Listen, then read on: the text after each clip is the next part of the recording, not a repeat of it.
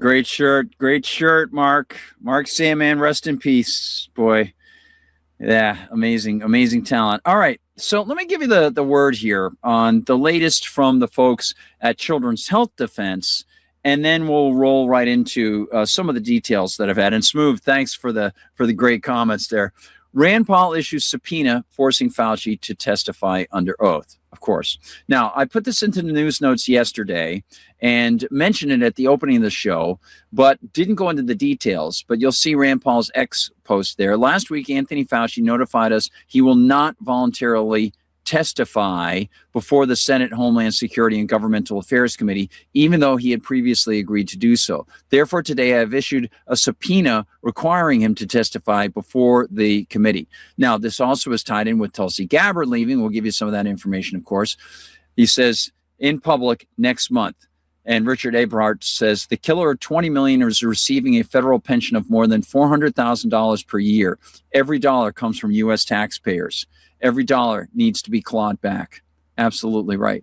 Now, as you see from Children's Health Defense, Fauci will have to testify before the Senate Committee on Homeland Security and Governmental Affairs, which Paul chairs.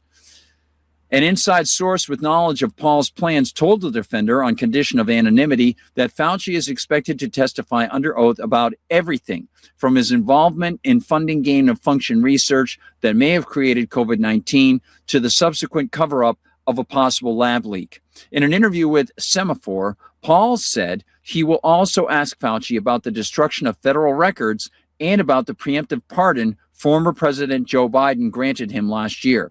The pardon shields Fauci from federal prosecution for his official acts dating back to 2014. Quote, he's been slow walking information to us for 6 months or more, Paul told Semaphore. We've been negotiating over the date for several months. He agreed. Then he said he wouldn't. So I think it's time that we bring him in. I think there's a lot to discuss. Speaking to CNBC's Squawk Box today, Paul credited U.S. Health Secretary Robert F. Kennedy Jr., this being yesterday, for aiding in Paul's COVID-19 origins investigation. Quote, we've gotten more evidence over the last year. From the Biden administration, they revealed nothing.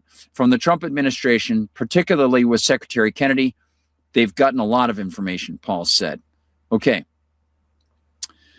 Paul said, I think it's going to be a challenge to get him. I think we will have to fight him in court. But the one thing about the January 6th committee that was a good precedent is the courts have upheld congressional subpoenas. So I think there's a very good chance the court will command him to come.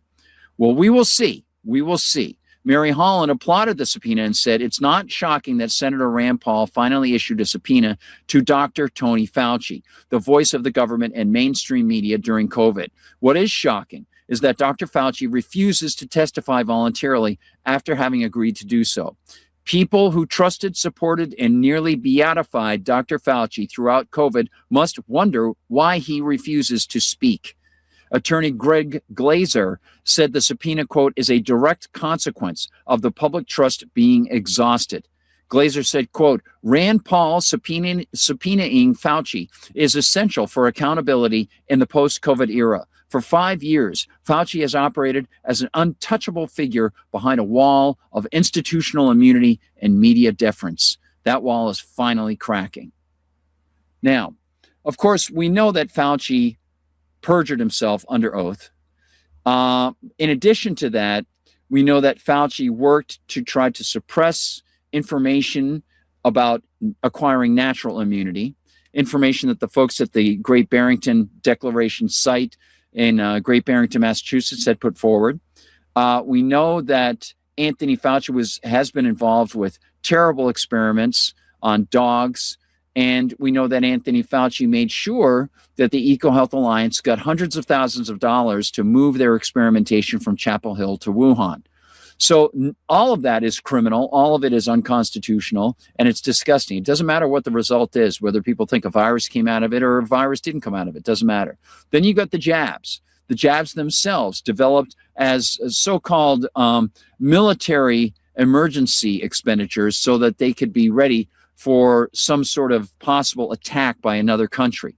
As Sasha Larapova wrote, they were preparing those things in 2019. They were getting those things ready. That's why Trump was able to use the rhetoric of Operation Warp Speed. They were already almost ready, and they just pumped them out there. That's why they were so dangerous. And of course, they didn't require people who were pushing those things to actually go through the proper placebo-led double screen tests.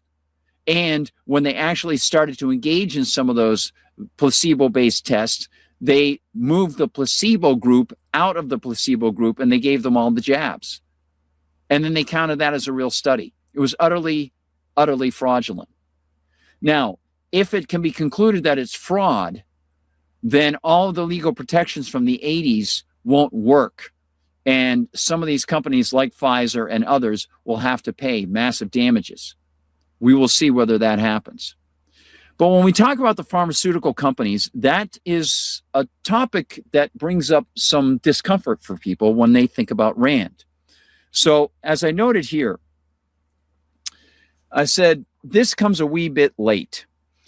As Tulsi Gabbard released information, I said this information she could have released in the first 2 weeks of her getting into the seat as head of national intelligence. Some folks are pleased, however, because as a result of the Gabbard document release, Senator Rand Paul is calling for a subpoena for Fauci to testify under oath.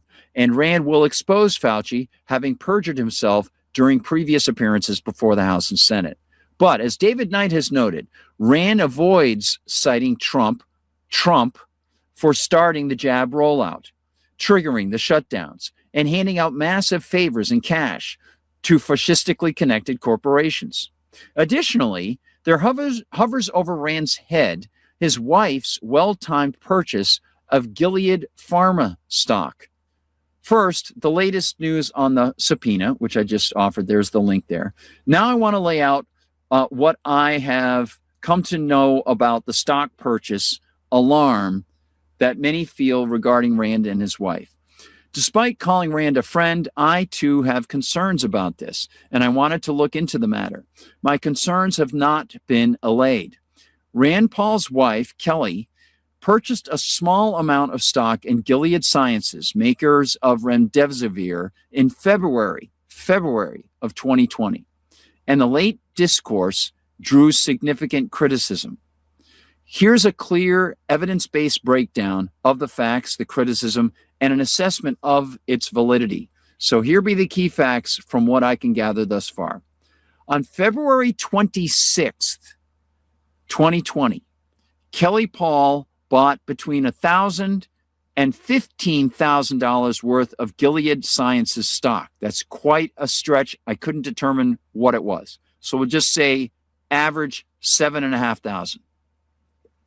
This was the couple's only individual stock purchase in at least 10 years. They otherwise held mutual funds and ETFs. Okay, so again, red flag, date, red flag. Timing context. 1 day after the first U.S. clinical trial of remdesivir as a COVID-19 treatment began, they purchased this. That's 1 day after the first U.S. clinical trial for remdesivir as a COVID-19 treatment, they plunked down at least $1,000, average $7,500 worth, possibly $15,000. This came before the WHO declared COVID-19 a so-called pandemic, which was on March 11th. However, by the first week of March, people were talking about this. By the first week of February, people were talking about this. Even at the end of January, people were talking about this, about so-called COVID. The timing of it came when there were still relatively few confirmed U.S. cases, and remdesivir later received FDA emergency use authorization in May of 2020 as the first specific COVID-19 treatment. So there's a link if anybody's looking for the information.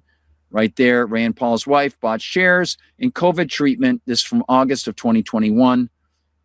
Gilead, in early days of virus, the couple's only individual stock purchase in years. So none of this looks good. Again, remdesivir later received FDA emergency use authorization in May of 2020 as the first specific COVID-19 treatment. Now, this also is key, the disclosure problem. Now, I have hit a lot of other people about this, and I think it's important to do the same. Disclosure was required within 45 days under the Federal Stock Act for transparency on potential conflicts of interest and insider trading for politicians. Rand Paul filed it August 11th, 2021. That's right, over a year after the purchase, 16 months late. Paul's office explained that he prepared the form in 2020, but it was not transmitted due to an oversight. He only discovered this while preparing his annual disclosure, then filed it with Senate Ethics Committee guidance. Kelly Paul used her own earnings as an author/consultant. Gilead stock traded around, and this is one of the things that sort of ameliorates some of this. Gilead stock traded around, although not much, traded around $74 to $75 a share at the time of purchase.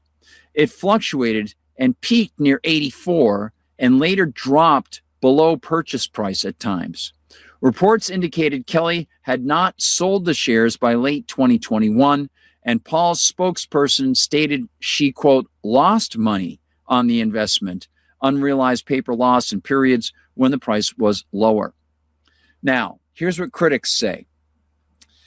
Late disclosure violated the Stock Act, preventing timely public scrutiny during the early so-called pandemic. The buy occurred early in the crisis, around the time Congress, including the Senate Health Committee Paul sits on, had received briefings on the virus threat. This created the appearance of possible foreknowledge or opportunism, conflict of interest, as a senator involved in health policy during a so-called pandemic where remdesivir became a key treatment thanks to government policy. Any financial stake in its maker raised questions about bias or benefiting from pandemic-related developments. Finally, some compared it to other senators' controversial pandemic-era trades and called for resignation or stronger accountability.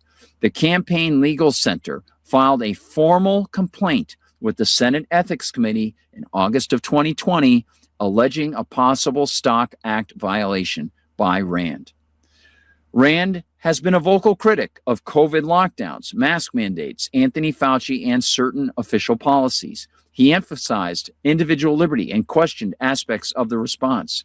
No prominent evidence shows him specifically promoting or legislating in favor of remdesivir.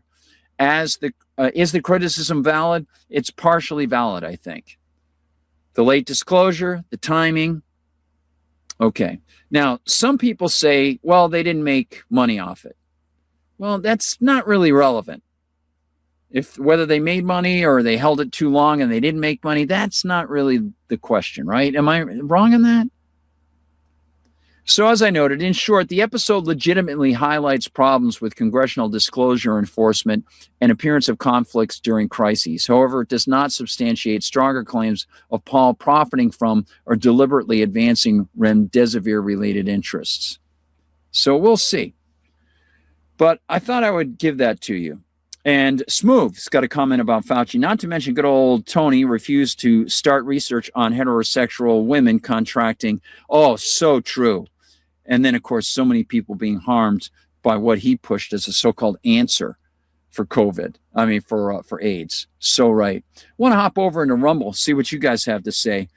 So you think that coverage was fair, you guys? Let me know if you're, how you feel about Rand and so on. And Smooth says, could it have all been the wife? Yeah, interesting. I think they would have spoken about it,